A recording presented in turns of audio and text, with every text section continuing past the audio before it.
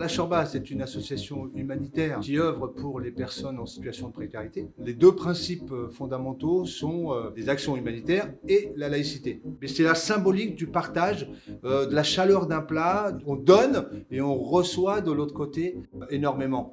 La Shorba, au départ, c'est la lutte contre le gaspillage, aller chercher des denrées alimentaires, leur redonner une seconde vie, les redistribuer. Le cœur de l'association, c'est les bénévoles.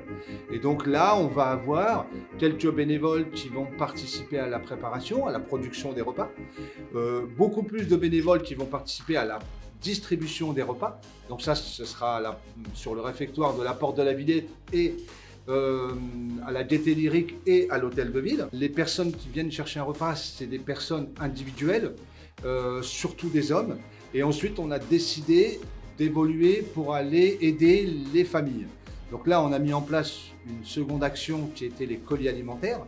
Et donc là, c'est des orientations par les services sociaux de la ville de Paris et des associations partenaires et qui vont pouvoir venir chercher 2 fois par mois un colis alimentaire d'une quinzaine de produits de base. Le lait, des pâtes, du riz, du beurre, de l'huile.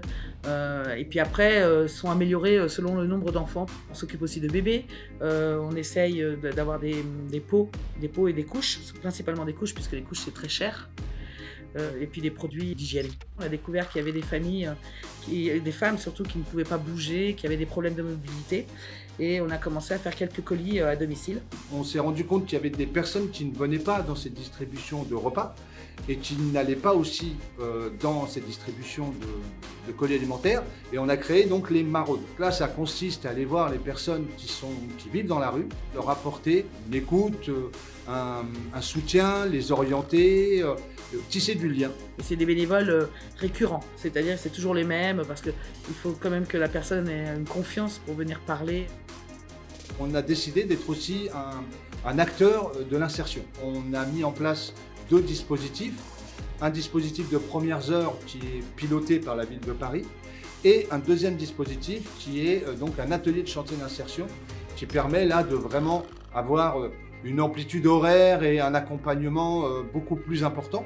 Déjà, on est inconditionnel, on est ouvert à tous.